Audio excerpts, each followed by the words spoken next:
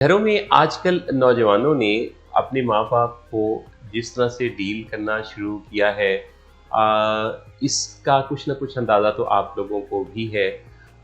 हम इसी माशरे में रहते हैं, हमारे आस-पड़ोस में से लेकर स्कूल, कॉलेज, यूनिवर्सिटी गोइंग तमाम बच्चों के वालिदैन, बहन-भाई इस बात से आगाह हैं कि घरों में अब वैसा माहौल नहीं रहा, जैसा हमारे बड़े अपने घरों का बताया करते थे।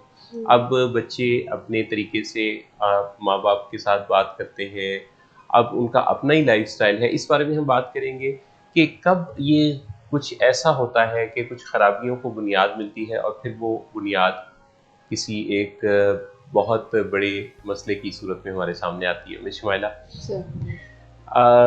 माँ-बाप मेरे पास जो आते हैं बड़ी तकलीफ़ में अ, अपने बच्चों के हवाले से वो ऐसी चीज़ें देख रहे होते हैं जो कभी वो एक्सपेक्ट नहीं करते और इसमें तकरीबन तकरीबन देखने में आता है कि ये मसाइल उन घरों के उन बच्चों के ज़्यादा हैं जैसे बच्चे बहुत छोटी एज में सेपरेट रूम उनको मिल जाता है, उनको सेपरेट उनका अकाउंट होता है जिसमें कि पैसे उनकी पॉकेट मनी जिसका कोई हिसाब किताब नहीं होता जी।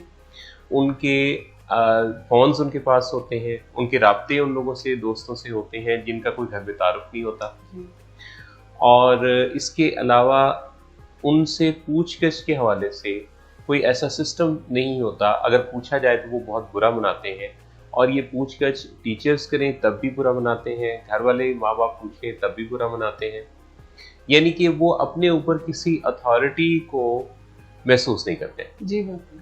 अच्छा, यहाँ से ये वो चीज़ें हैं जो कि हर रोज़ एक दफ़ा नहीं बल्कि दिन में कई दफ़ा सुनने में मिलती हैं और बहुत सारे लोग हमारे पास यही मसला लेके आ रहे हैं। सिर्फ पाकिस्तान का ही मसला नहीं है, दुनिया भर का।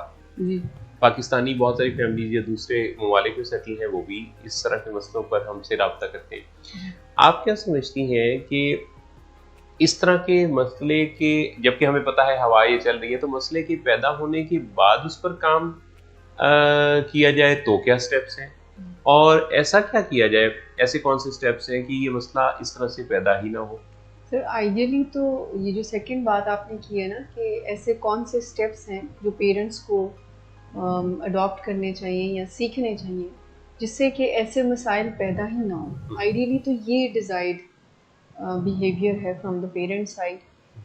लेकिन अगर मसला पैदा हो गया है और ऐसे मामलात हैं जिसमें बच्चा किसी अथॉरिटी को नहीं मान रहा है और अपनी मन मर्जियाँ कर रहा है और ख़राबी की तरफ ही रोज़ बरोज़ बढ़ता जा रहा है, ऐसी सूरत में भी स्टेप तो बहरहाल पेरेंट्स को लेने चाहिए और ऐसे स्टेप्स अवेलेबल हैं, ऐसी ट्रेनिंग्स अवेलेबल हैं जो कि बच्चों के इस प्रॉब्लम जो कि बहुत ही ज़्यादा आहिस्ता आहिस्ता बढ़ रही है और पेरेंट्स का रोल ऐसा बनता जा रहा है जैसे कि बच्चों का रोल होना चाहिए, यानी पेरेंट्स ओबीडियंट होते जा रहे हैं। यानी इस वक्त माँ बाप की फर्माबरदारी पर सवाल है कि हमारे माँ बाप हमारी बात मानते या नहीं मानते, असल सवाल ये चल रहा है। अच्छा, अब इसमें एक मुझे लगता है जो सबसे बड़ी रुकावट है ना वो ये है कि रिहैब सेंटर को माँ बाप इसलिए राब्ता नहीं करते। एक तो अगर सिर्फ वेपिंग चल रही है, ई सिगरेट्स जिन्हें कहते हैं, स्क्रीन पर बहुत ज़्यादा टाइम, वो नॉन केमिकल एडिक्शन जिसकी हमने पिछले दफ़ा बात की थी उसको तो चूंकि केमिकल के तौर एडिक्शन के तौर पर रजिस्टर किया ही नहीं जाता, चुनाचे उन्हें लगता है कि रिहैब सेंटर पे तो इसकी बात करने की ज़रूरत नहीं। दूसरा उनके जहन में ये ख्याल होता है, मुझे जो लगता है कि उन्हें लगता है कि रिहैब सेंटर का मतलब है एडमिशन, पेशेंट का वहाँ दाखिल हो जाना जी। और उनको ये काउंसलिंग का कॉन्सेप्ट अगर है तो इस तरह का है कि काउंसलिंग के लिए जब वो मानता ही नहीं, सुनता ही नहीं, तो फिर काउंसलिंग का क्या फायदा। तो दूसरी बात, हमने बहुत काउंसलिंग की है, लोगों का यहाँ एजुकेट होने की भी ज़रूरत होती है कि चूँकि सारे ही मेरे ख्याल में लोग या वालिदैन ख़ास करके प्रॉब्लम जहाँ शुरू होती है उसको प्रॉब्लम उतनी समझ नहीं रहे होते अनटिल अनलेस बहुत ज़्यादा उनकी नज़र में जो खराबी है, यानी एक्सीडेंट्स हो जाना या कोई और सीरियस किस्म की प्रॉब्लम्स होना या नशों में पड़ जाना, फिर फैमिली जो है या वालिदैन हैं वो समझते हैं कि अब इसको किसी इलाज की ज़रूरत है। हालांकि वो जो आपने कहा कि ये सारी चीज़ें होने से क्या बचाया जा सकता है, तो एब्सोल्युटली राइट जी, बचाया जा सकता है बच्चों को ऐसी ट्रेनिंग से गुजार कर, वालिदैन की ऐसी ट्रेनिंग करके, जिससे कि वो बच्चों को ऐसी एक पर्सनल डेवलपमेंट का एनवायरनमेंट प्रोवाइड करें कि जिसमें उनको ऐसे चैलेंजेस जब भी आएँ तो उनसे वो कोप अप कैसे कर सकें। अच्छा, एक और चीज़ भी मुश्किल इसमें है जो कि कारफरमा है और उसको भी अनफोल्ड होना चाहिए। अच्छा, वो ये है कि माँ बाप, मुझे ऐसा लगता है कि बच्चों के इन मसलों के बारे में किसी एक्सपर्ट से या किसी सेंटर से इसलिए भी रब्ता नहीं करते कि वो अपने उन दिनों को भी याद करते हैं। जी। और वो कहते हैं कि हम भी कुछ इसी किस्म के थे, क्योंकि उनके अंदर भी कहीं जीन्स तो वही मौजूद होते हैं। तो वो कहते हैं बाद में हम सेटल हो गए, हम भी ठीक हो गए। मसलन आमतौर पे जो बच्चे के फादर होते हैं उनका ये ख्याल होता है कि हमने भी अपने इन दिनों में बड़ा कुछ किया हुआ है। जी। अच्छा, अब उसमें वो ये चीज़ भूल जाते हैं कि वो ज़माना और था, ये ज़माना और है। उस ज़माने में तो आप बच्चे को कहते थे माँ बाप, तो वो काफ़ी देर तक वो धूप में भी खड़े हो जाते थे। उस ज़माने में तो टीचर बच्चों को मुर्गा भी बनाया करते थे। तो वो तो बच्चे उस वक्त मानते थे। आज के बच्चे से अगर आप कहें, अगर कोई टीचर कह के तो दिखाइए, जुर्रत तो करे कोई टीचर मुर्गा बना, तो टीचर को मुर्गा बना देंगे। ये बड़ी अनफॉर्चुनेट सी बात है। और आप बिल्कुल सही कह रहे हैं कि वालिदैन अपने दौर और अपनी बचपन और टीनेजिंग से कंपेयर करते हैं, और फिर उनको ये शायद लगता है, सेल्फ फुलफिलिंग प्रोफेसी उनकी होती है कि वक्त गुजरने के साथ जिम्मेदारियां पड़ेंगी, लाइफ आगे बढ़ेगी और ये खुद ब खुद जो है वो बेहतर हो जाएगा। इस एज में सभी ऐसा करते हैं। जैसे आपने कहा कि टाइम वो नहीं है, लाइफ स्पीड में बहुत ज़्यादा है, एक्सपोजर बहुत ज़्यादा है, और फिर हमारे माशरे में ऐसी चीज़ें बहुत ज़्यादा हैं जो कि तबाही का बाइस बन सकती हैं, और वो बज़ाहिर तबाही का बाइस नहीं लग रही होती। जैसे ई सिगरेट की आपने बात की है, या वेपिंग, इसी तरह से रात को जाग कर पढ़ने का जो रिवाज है, अभी मैं पढ़ाई की बात कर रही हूँ, जो कंबाइंड स्टडीज़ हैं जहाँ स्टडीज़ नहीं होती, बहरहाल नाइट स्पेंड करने का कहीं और, घर से बाहर, ये जो ऐसे छोटी छोटी तब्दीलियाँ एक बच्चों की ज़िंदगी में, नौजवानों की ज़िंदगी में आ गई हैं। और फ़ोन तो फिर चाहिए ना, क्योंकि नोट्स भी तो बनाने होते हैं ना। और वो कौन से नोट्स हैं जो कि यानी पबजी पर बन रहे होते हैं। और दूसरी बात ये कि ये सारी पढ़ाई करके यूनिवर्सिटी में फिर गेट टुगेदर करके अलग कंबाइंड स्टडी का कॉन्सेप्ट, ये सारी करके फिर उनको रिफ़्रेश होने के लिए दोस्तों के साथ ही कहीं कॉफ़ी शॉप पर, कहीं डिनर, कहीं पार्टी, कहीं इस तरह का रिफ़्रेश होने के लिए भी जाने की ज़रूरत होती है। अच्छा, और फिर क्योंकि कुछ भूख भी लगती है जी, तो खाने के लिए फिर कुछ डिलीवर कराने की भी ज़रूरत है, क्योंकि उस वक्त अम्मी को जगाने की क्या ज़रूरत है, बाहर फूड पांडा और इस तरह की चीज़ें जो है अवेलेबल। अब ज़ाहिर ये ऐसी चीज़ें हैं जो कि कंसिडर नहीं की जा रही हैं, जो कि प्रॉब्लमेटिक है, यहाँ से ही प्रॉब्लम आगे बढ़ रही होती है। सो वो जो एक घर की वैल्यूज़, नॉर्म्स, जो भी घर का एक अपना सेट स्टैंडर्ड्स होते हैं, वो ग्रेजुअली कंप्रोमाइज़ होते जा रहे हैं जी। बच्चे जो हैं वो कन्विंस कर लेते हैं पेरेंट्स को, सब ओके का साइन देकर। पेरेंट्स इस पे अपना एक स्टैंड या अपना एक प्रिंसिपल एडमिनिस्टर करने की बजाय, मनवाने की बजाय, वो फिर इर्द गिर्द देखते हैं और कहते हैं सभी बच्चे ये कर रहे हैं, so it's normal now. But it's not normal, क्योंकि वो ऐसी खराबी की शुरुआत है जिस पे फिर आगे बढ़कर बहुत बड़े बड़े प्रॉब्लम्स भी आते हैं। तो पेरेंट्स फिर उनको कंप्रोमाइज़ करने के अलावा कोई और ऑप्शन बचती ही नहीं है। यानी इस खराबी के बाद आगे जो है वो दरअसल खराबियां हैं।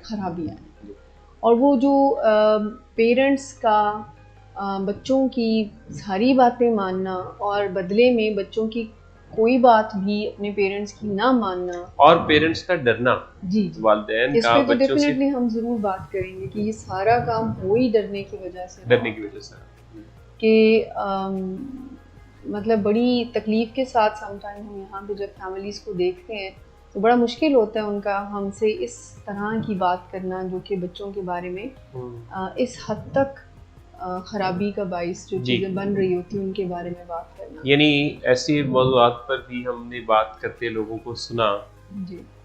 जिस बारे में यानी कि लब लरसते हैं जी। अब वो बात कहते हुए, तो ऐसी बात भी वालिदैन और वो कई दफ़ा आसानी से भी कह लेते हैं। जी। और वजह ये होती है कि उनके लिए चूँकि रूटीन में ये काम एक अक्सर उन्होंने देखा होता है। जी। जी।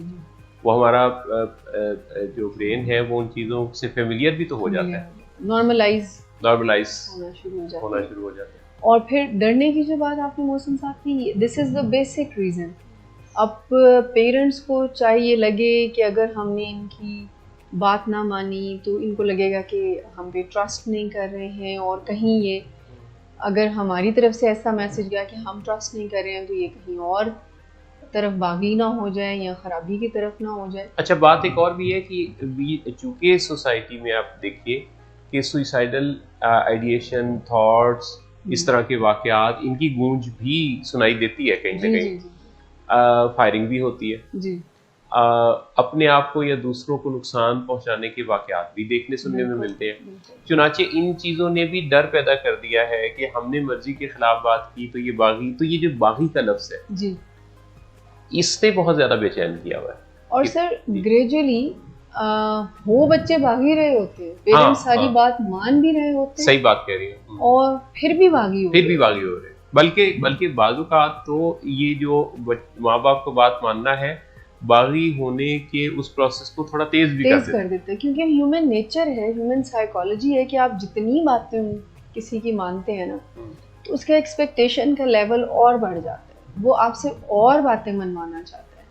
वालिदैन इनोसेंटली शायद इस नीयत से बातें मान रहे होते हैं कि कोई ख़राबी पैदा ना हो, इनको कोई महरूमी फील ना हो और हम अपना बेस्ट जो है वो दे सके, जो कि हर पेरेंट जो है वो देता ही है अपना। लेकिन इस इनोसेंट सी ख्वाहिश में वो बच्चों को बच्चों वाला रोल लेकर वालिदैन वाला रोल बच्चों की तरफ चला जाता है और बच्चों वाला रोल वालिदैन की तरफ, जिसे हम कहते हैं रोल रिवर्सल। और आहिस्ता आहिस्ता पता भी नहीं चलता है। और आपने जैसे कहा कि बहुत सारी चीज़ें नॉर्मल नहीं होती, वो नॉर्मल लगना शुरू हो जाती हैं, वैल्यूज़ कंप्रोमाइज़ हो जाती हैं, घर के जो निज़ाम है वो कंप्रोमाइज़ है।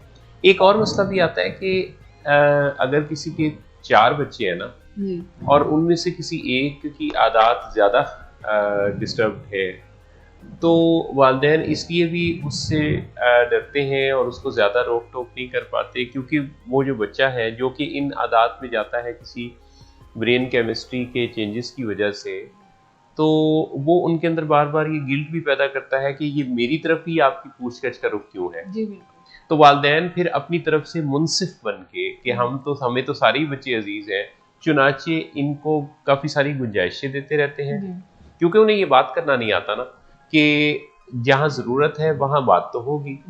अच्छा, और दूसरे जो बहन भाई हैं बाज़ औक़ात वो भी किसी माँ या बाप की पार्टी जब बन जाते हैं तो ये सारे का सारा कुंबा ऐसे मसाइल में घिर जाता है कि जहाँ ग्रुपिंग भी चल रही है और जो पेशेंट अपनी बीमारी की वजह से उसने वो ऐसे पैटर्न्स का आदी हो चुका होता है कि वो अपने उन मनफी पैटर्न्स या अनहेल्दी पैटर्न्स को जारी रखने के लिए उसे ये बात या फजा बड़ी सूट करती है कि सारे बिखरे रहें, आपस में इख्तलाफ में रहें, क्योंकि वो तो इन्हें एक ताकत बन के इन सबको इकट्ठे होकर अपनी तरफ आते हुए नहीं पसंद करेगा। और ऐसे मामलात को जज्बात से डील करने से और ख़राबियाँ पैदा होती हैं। ऐसे मामलात को स्ट्रेटजी से, प्लानिंग से, थेरेप्यूटिक स्टेप से ही डील करना ज़्यादा फ़ायदेमंद होता है और उससे ही कोई ना कोई बेहतरी आ सकती है। और माहौल में वो जो एक बहुत हीटेड माहौल हो जाता है ना, वहाँ से क्योंकि वो इतनी हीट कोई सह नहीं पाता, तो उस हीटेड माहौल में जब इस तरह की बात होती है तो ये दोनों चीज़ें आपस में जुड़ जाती हैं कि इस तरह की बात कोई होगी, बच्चे की रेट की चैलेंज की बात होगी, मसाइल की बात होगी, तो साथ जुड़ा हुआ हीटेड माहौल भी नजर आएगा।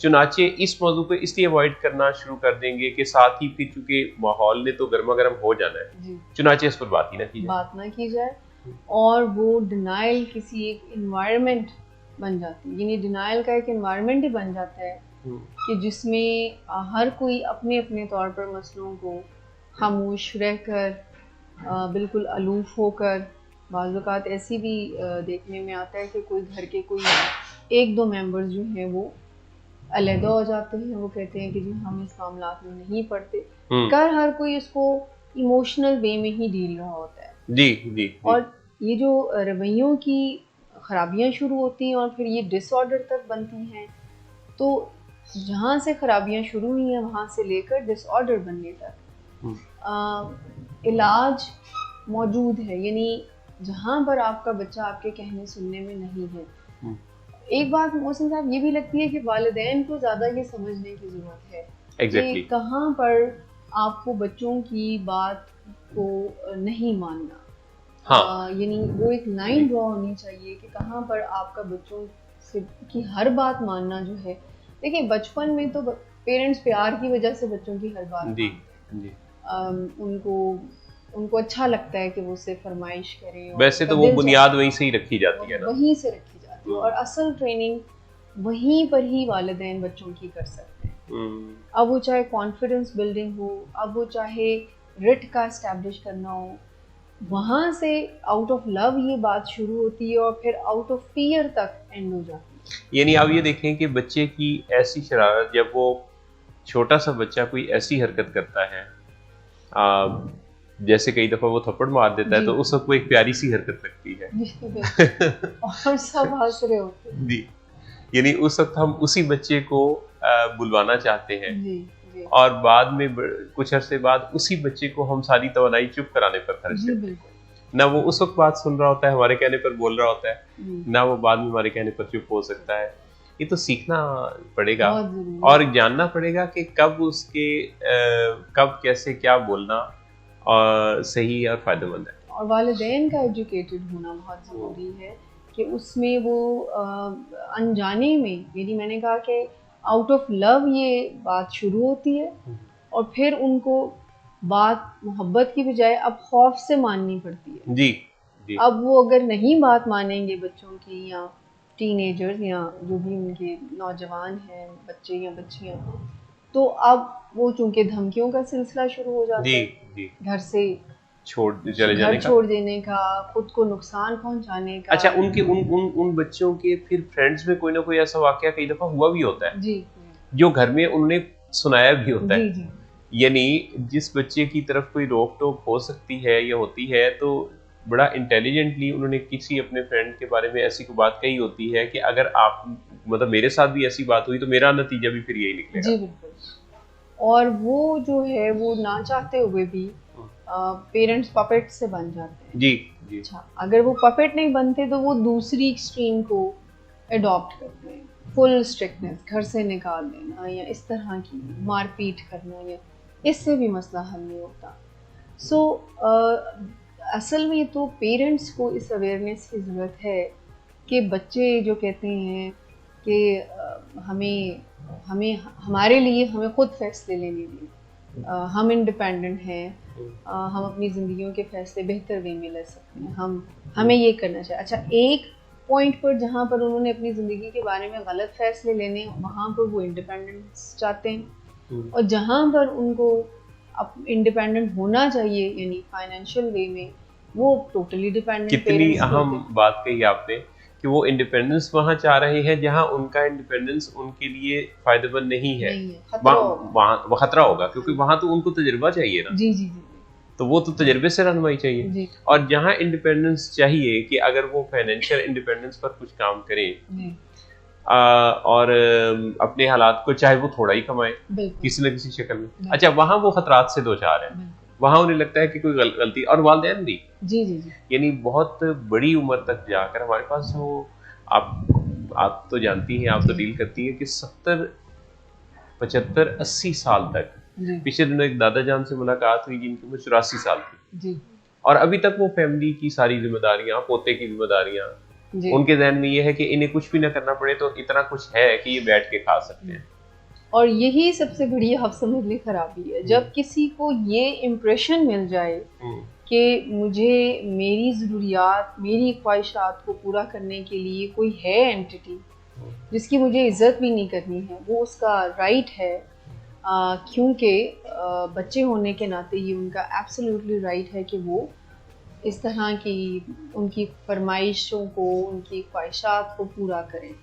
सो ऐसी चीज़ों में वो कभी, आप समझ लीजिए सबसे ज़्यादा डैमेजिंग ये है जी, यानी किसी को ये इम्प्रेशन दे देना कि there is no need to do any work.